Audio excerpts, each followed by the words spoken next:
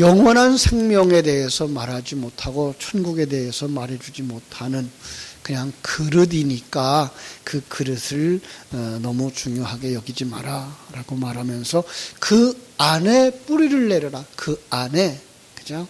그 안에 세움을 받으라 그랬어요. 지난주 금요일 날 우리 6절부터 15절을 보면서 그래서 이제 예수 그리스도에 대한 부분을 상당히 강조했죠. 그죠? 그래서 이 골로새서의 본론과 같은 이 2장의 문제를 깊이 묵상할 수 있도록 예수가 바로 성자 하나님으로 이 땅에 오셔서 구세주가 되신다는 사실과 그리고 인간이시기 때문에 우리의 모범이 되신다는 사실을 이제 요한복음을 인용하면서 말씀을 나눴습니다. 그 중에 이제 요한복음 1장 14절이 있었죠.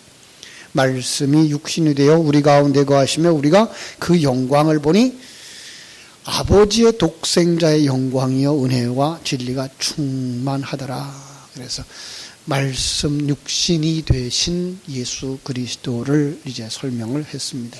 그분이 우리 위해서 해 주신 것 바로 창조주이고 섭리자이고 경륜자이신 그분이 우리 안에 오셔서 알려준 것은 구세주의 역할이다.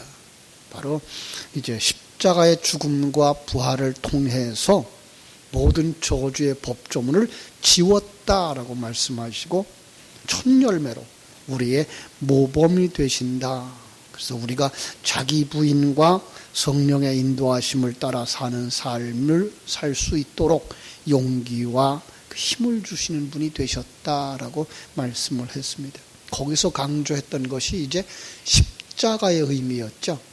십자가는 바로 로마와 바로 왕의 원수되었던 자들, 대역죄인들에게 내려지는 죄값, 그 죄를 치르는 형틀. 다시 말하면 자기 십자가를 지고 주를 쫓아가는 우리들은 내가 하나님을 주인으로 왕으로 섬기지 않고 내가 주인 노릇하고 내가 왕 노릇했던 하나님의 나라의 대역죄인이었구나를 고백할 수 있게 만들고 그 자리에서 내려와 이제 하나님을 왕으로 주인으로 섬기는 자가 되어지는 것이 바로 십자가를 지는 것이다라는 거죠.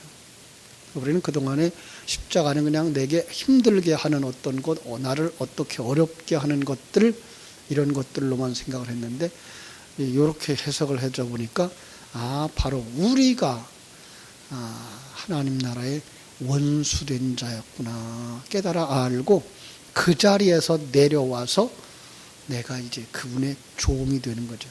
그렇게 할 수 있었던 것은 그분이 얼마나 크신 분인지, 얼마나 큰 계획을 가지고 계신 분인지 신령한 눈이 열려지고 나면 보여지기 때문에, 깨달아지기 때문에 감히 그 앞에서 내가 잘났다라고 말할 수 없고, 이 역사를 움직여가고 있으며 나라를 움직여가고 있으며 내가 사는 환경을 움직여가고 계시며 내 생명을 인도하고 계신 분이 하나님인 것을 깨달아 알기 때문에 이제 그 자리로 내려올 수밖에 없고, 거기서 이른 가장 중요한 것이 순종하는 자로 완성되게 되는 것이다 라고 말씀을 드렸어요. 오늘 본문도 이렇게 예수님이 성자 하나님이시며 또 인간 예수로 이 땅에 오셔서 인간인 예수로서 자신의 사역, 성자 하나님의 사역을 이제 계시하셨다라는 것을 보여주고 있죠. 그래서 여기서 몸과 그림자를 지금 대조하고 있는 것을 보게 되죠. 그렇습니다. 이것을 보는 사람, 그는 거듭난 사람이죠. 그는 하늘로부터 난 사람이고 자신이 하나님이 지으신 새로운 피조물이라는 것을 아는 사람이죠. 이 사람만 뭘 볼 수 있어요? 성부 하나님의 계획, 성자 하나님의 일하심, 성령 하나님의 그 우리 속에서 우리에게 감동을 주시고 깨닫게 하시고 그렇게 따라 살게 하시는 그 역사하심을 보게 되는 거죠. 그렇습니다. 단적으로 말하면 바로 그릇이 무엇이며 그 그릇 안에 담겨진 진리가 무엇인지를 알게 된다는 거예요. 그런데 거듭나기 전에는요, 그 그릇에 담겨진 진리가 보이지 않는 거예요. 들리지 않는 거예요. 깨닫지 못하는 거예요. 그걸 갖다가 죽었다 그러고 병든 자들이다라고 해서 각양의 병든 자들의 모습을 드러내면서 보지 못하니까 소경이다. 땅에 속한 자니까 안진뱅이다. 감각이 없는 자니까 이제 머리가 지시하는 것을 따르지 못하는 몸, 중풍병자다. 감각이 없으니까 문둥병자다. 이렇게 이제 그릇에다 담아서 우리의 영적인 상태들을 계시하고 있었던 것을 우리가 알 수가 있습니다. 그러므로 이제 우리는 어떻게 된다고요? 16절, 17절을 보면서 우리는 그리스도에게 집중해야 된다. 그죠? 자, 이걸 갖다가 우리가 지금까지 알고 있었던 내용대로 생각한다 그러면 이제 이 예수에게 집중하게 되죠. 예수에게. 그죠? 2000년 전에 이 땅에 왔던 예수만 생각할 수밖에 없어요. 글자, 문자적인 해석을 하게 되면은 바로 이러한 것들에게 빠진단 말이에요. 유대인들이 문자적이고 형식적인 거에만 집중했을 때 뭐에 빠졌어요? 율법, 절기, 여기 말하는 초하루, 안식일 이런 것들에 빠져 있었던 것이죠. 그런 건 다 그림자였다라는 거죠. 그림자는 뭐예요? 어떤 실체가 있었을 때 실체에 따라서 비춰지는, 아, 실체가 있는 것이구나를 보여주는 바로 그것이 그림자였다는 거죠. 실체는 예수였다고 말하는 것이죠. 그런데 예수라고 말하지 않고 여기서 그리스도라고 말하는 것에 우리가 관심을 둘 필요가 있습니다. 그리스도, 기름 부음 받은 자, 이렇게 우리는 알고 있어서 그냥 왕, 제사장, 선지자 이렇게만 알고 있어요. 그죠? 근데 진정한 왕은, 진정한 제사장은, 진정한 선지자는 성자 하나님이다라는 것이에요. 네. 이 땅에 왔던 예수 그리스도는 이 보이지 아니하는 성자 하나님의 일하심을 우리에게 계시하는 계시 가운데 특별 계시 가운데 가장 큰 그리고 가장 정확한 계시자였다라는 것 우리가 기억할 수가 있습니다. 이것을 보지 못하면 우리는 또다시 지엽적인 문제에 집착하게 되죠. 왜? 보이지 않으니까. 하나님이 보이지 않으니까. 하나님의 일하심이 보이지 않으니까. 가장 우리 현실적인 문제는 지금 우리의 이 삶에 하나님이 함께 하시는 것이 보이지 않으면 우리는 여기서 감사할 수 없죠. 여기서 만족할 수 없어요. 그래서 항상 앞에 있는 것들을 세상의 그 경쟁 구도에 끌려가면서 그 속에서 남보다 더 하려고, 남보다 더 가지려고 하는 그 일에 집착하게 되는 것과 같은 거죠. 물론 그릇 필요하죠. 그릇이 없으면 물을 담을 수가 없어요. 그릇을 없으면 내용을 담을 수가 없어요. 그 그릇이 필요해요. 그런데 그릇만 가지고 있으면 정말 여기에도 담아서 주시려고 했던 그 하나님의 의도를 전혀 알 수 없는 어리석은 자가 되고 마는 것이죠. 16절 보십시다. 그래서 이렇게 말해요. 그러므로 먹고 마시는 것과 절기나 월삭이나 안식일을 인하여 누구든지 너희를 편노하지 못하게 하라. 먹고 마시는 문제. 무엇을 먹을까? 무엇을 마실까? 마태복음 6장에서 주님이 마신 것처럼 그건 이방인들이 구하는 거다라는 거예요. 무슨 말일까요? 그것도 하나님은 뭐예요? 이 세상에서 먹는 문제, 마시는 문제, 그거 없으면 육신이 생존하지 못하죠. 거기에다가 진정으로 우리가 먹어야 되는 것, 마셔야 되는 것을 계시하시기 위하여 그걸 주셨다는 거예요. 예. 그래서 그냥 보이는 것, 먹는 것, 마시는 것이 귀중한 것만 아는 사람은 뭘 보지 못하는 사람이에요? 거기에 계시해 주고자 하는 내용물을 보지 못한 사람들, 그건 이방인들이야 라고 하는 거예요. 그건 불신자들이야 라고 말하는 거예요. 또 종교 행위에서도 마찬가지. 종교 행위, 율법을 정하고, 예. 그래서 손 씻는 법을 정하고, 먹는 음식을 정하고, 부정한 음식을 정하고. 아니, 부정한 음식과 정한 음식도 우리가 마땅히 받아야 할 하나님의 말씀과 세상의 이야기를 대조하고 있는 건데, 그걸 그냥 그대로 글자 그대로 율법 그대로 해서 이런 음식은 먹어도 되고 저런 음식은 먹지 말아야 되고 이런 고기는 먹을 수 있고 저런 고기는 먹을 수 없고만 생각하고 있다면, 그건 너희들은 그림자만 보고 있는 거야. 절기나 월삭이나 안식일은 구약에 기록된 모든 절기를 율법의 규정대로 지키지 않으면 안 된다고 주장하고 있죠. 지금까지도 그렇게 이해하고 계신 분들이 많아요. 그래서 예수 믿는다고 하면서도 여전히 율법적 전통을 벗어던지지 못하고, 그것이 신앙생활의 중요한 부분인지 알고 있단 말이에요. 형식 물론 중요해요. 주일 성수 더없이 중요하죠. 말씀 묵상 중요해요. 헌금 11조 중요해요. 그러나 이 성수주일이나 말씀 묵상, 기도, 예배의 어떤 형식보다 더 중요한 것은 하나님을 아는 것. 예.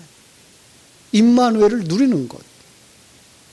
거기서 나오는 감사와 기쁨과 찬송, 삶의 열매. 그러니까 성수주일의 목적은 이러한 하나님을 알고 임마누엘을 누리고 거기서 나오는 기쁨과 감사와 평강의 열매를 맺기 위하여예요. 물론 하나님 앞에 가까이 가지 않으면 그게 안 되니까 우리는 예배를 통해서 하나님 앞에 가까이 가고 말씀을 통해서 그것을 깨닫게 해주시고 누리게 할 수, 그걸 위해서 우리는 뭐 해야 돼요? 예배 가운데로 나와야 되는 거죠. 성수주의를 하는 것으로 나와야 되는 거죠. 그것의 연습이고, 그렇게 만들어가는 과정에서 함께 참석해서 함께 어우러져 가는 것, 이것이 성수주의를 해야 될 목적이고 말씀 묵상해야 될 목적이고, 그것의 연습과 훈련이 헌금과 봉사생활인 거죠. 그래서 어떻게 돼야 돼요? 18절 19절은 예수님께로 집중하라는 거죠. 머리이신 예수님께로 집중하라는 거예요. 앞부분과 뭐 대동소이한 이야기가 되겠습니다만은 계속해서 하는 말씀. 누구든지 일부러, 그죠? 아무도 꾸며낸 겸손과, 이렇게 지금 우리 결론 바뀌었네요. 저는 지금 옛날 성경을 따왔는데, 그 개역 성경은 이렇게 말하고 있어요. 누구든지 일부러 겸손함과 천사 숭배함을 인하여 너희 상을 빼앗지 못하게 하라. 네. 18절 오늘 개역 개정판은 뭐라 그랬어요? 아무도 꾸며낸 겸손과 천사 숭배를 이유로 너희를 정죄하지 못하게 하라. 이렇게 말했어요. 일부러 꾸며낸 겸손. 어떤 걸까요? 이걸 그냥 그 말씀 그대로 겸손을 가장한다는 말이 아니고요. 정말로 하나님을 알게 되면, 내가 죄인됨을 알고 하나님이 얼마나 크신 분인 줄 알고 그 앞에 설 때에 내가 먼지만도 못한 존재임이 확인되어지고, 하나님이 우주를 만드신 이유, 시간과 공간 세계를 만드신 이유, 그 속에 나를 보내신 이유를 알게 되고, 거기서 일하시는 예수 그리스도의 그 우리를 사랑하시는 사랑, 성령의 감화 감동을 깨달아 알게 되면 그 앞에서 내세울 것이 없는 나 자신이 발견되어져. 예. 그냥 그 하나님의 인도하심 앞에 아멘 하고 따라가는 거죠. 그게 겸손인 거예요.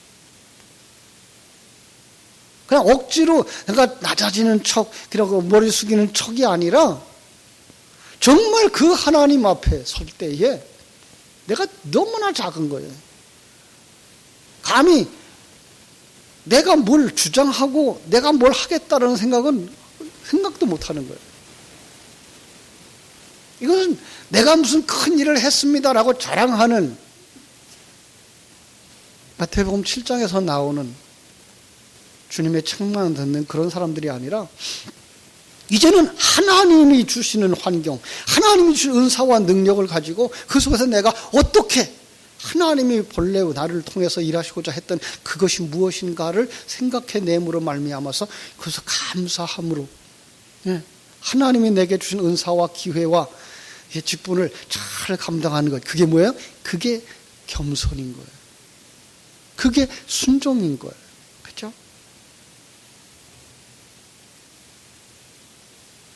그걸 갖다가 사무엘을 통해서는 이렇게 말했죠. 사무엘상 15장 22절 23절에서 사무엘이 이르되 여호와께서 번제와 다른 제사를 그의 목소리를 청종하는 것을 좋아하심같이 좋아하시겠나이까? 순종이 제사보다 낫고 듣는 것이 순양의 기름보다 나으니 이는 거역하는 것은 점치는 죄와 같고 완고한 것은 사신 우상에게 절하는 죄와 같음이라. 아니, 제사하라고 하셨잖아요. 절기 지키라고 하셨잖아요. 그런데 왜 그 순종을 제사보다 낫다라고 여겼을까요? 여기서 비교급으로 보시는 거 아니고요. 사실은 하나님은 뭐예요? 제사가 아니라 순종을 원한다라는 개념이에요.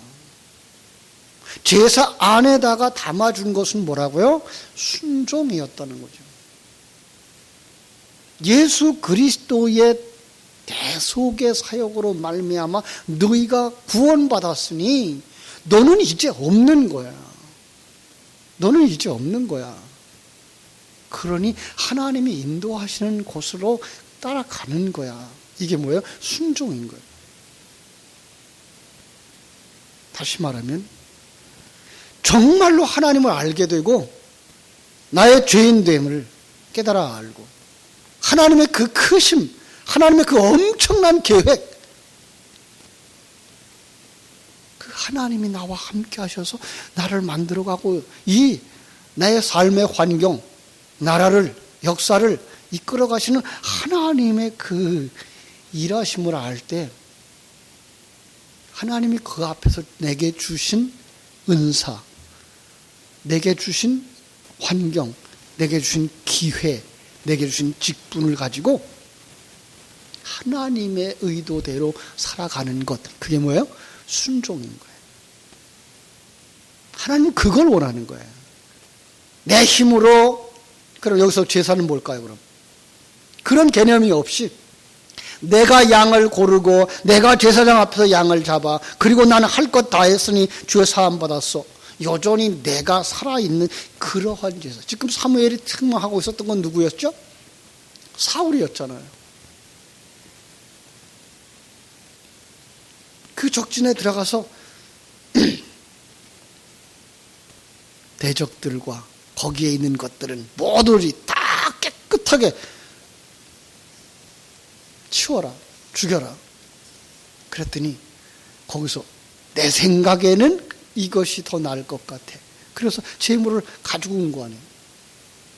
하나님이 원하는 건 우리 속에 있는 건 다 지워라 이거예요. 옛사람 하나도 남기지 마라. 그런데 이런 일은, 이런 행위는, 이런 생각은 하나님한테 더 도움이 될 것 같은데요 라고 생각하고 있는 내 속에, 내 생각 아직도 남아있을 때 그걸 뭐라 그러는 거예요? 순종하지 않았다 그러는 거예요. 이 봉사와 헌신도 그렇죠. 마땅히 하나님이 교회를 통해서 나를 만드시려고 요구하시는 줄 알아서 따르는 것. 내가 이런 행위, 이런 봉사, 이런 섬김을 함으로써 남들 앞에서 어떤 인정을 받게 된다든지 심지어는 하나님 앞에서 상을 받을 것이라는 어떤 보상 심리를 가졌다면 이미 상을 다 받은 사람이다. 마태복음에서 그랬죠. 마태복음 6장 2절이나 5절 말씀에서 구제할 때에 외식하는 자가 사람에게 영광을 받으려고 한다 그러면 자기 상 이미 받았다.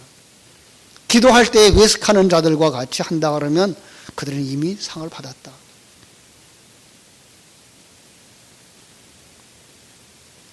왜 그렇게 한다고요? 아직도 머리에게 붙어 있지 않기 때문에, 아직도 머리이신 예수 그리스도의 의미를 알지 못하기 때문에 그래서 19절은 이렇게 말하는 거죠. 머리를 붙들지 아니하는지라. 머리를 붙들지 아니한대요. 다른 말로 말하면 뭐죠? 건축자들은 그리스도라고 하는 돌을 머릿돌로 쓰지 아니하고 버린다라는 거죠. 예. 머리를 붙든다는 말은 그분이 머리이신 줄 알고, 예. 그분의 의도가 가장 정확한 것인 줄 알고, 나를 만드시는 하나님의 손길인 줄 알고 그분의 뜻을 따라가는 것, 이게 뭐야? 머리를 붙든 것이죠. 주님은 우리의 머리가 되시려고 오셔서 우리의 목을 베신다고요. 그래서 성경 속에 하나님의 사람들의 죽음을 순교자, 머리 베임 받은 자로 묘사하는 거예요. 주님이 거기에 머리로 오시려고. 이제 우리가 머리를 붙잡게 되는 수밖에 없죠. 왜냐하면 그분의 주권이, 구원의 근원이, 생명의 근원이 되는 줄 알기 때문에. 그것이 뭐예요? 머리를 붙드는 거죠. 진리를 붙드는 거죠. 히브리서 12장 2절에서 말한 것처럼 믿음의 주여 또 온전케 하시는 이인 예수를 바라보는 거죠. 여기서 예수, 2000년 전의 예수가 아니고 성자 하나님. 그렇습니다. 그래야만 그로 말미암아 힘을 공급받고 그로 말미암아 생명을 공급받아 산자가 되어지고, 그렇게 되어졌을 때 어떻게 될까요? 우리는 온 몸이 머리로 말미암아 마디와 힘줄로 공급함을 받고 연합하여 하나님이 자라게 하심으로 자라느니라. 예, 우리가 그때야 한 몸인 줄 알아 연합할 줄 알게 된다는 거죠. 서로 얼싸안을 수 있다는 거죠. 서로 사랑할 수 있다는 거죠. 함께 천국을 향하여 함께 천국으로 만들어져 가는 자인 줄을 깨달아 알고 한 몸의 지체, 한 몸으로서의 삶을 살게 된다는 거죠. 그리고 그때에서야 뭐예요? 자라나는 거예요. 사랑하는 여러분, 이 새벽에 다시 한번 묵상하십시다. 우리는 예수님을 머리로 하고 살고 있는가? 성자 하나님이 그냥 인간 예수라고 말하면 2000년의 그 예수, 유대 땅 베들레헴에 있었는데 그 예수, 여기까지 올 수 있나요? 그런 생각 때문에 거리가 멀어져요. 그러나 그것은 아니에요. 그것은 성자 하나님의 일하심이에요. 아담으로부터 마지막 하나님의 사람에까지 다 품으시는 그 하나님, 진리의 하나님, 생명의 하나님이 우리의 머리가 되신다는 사실.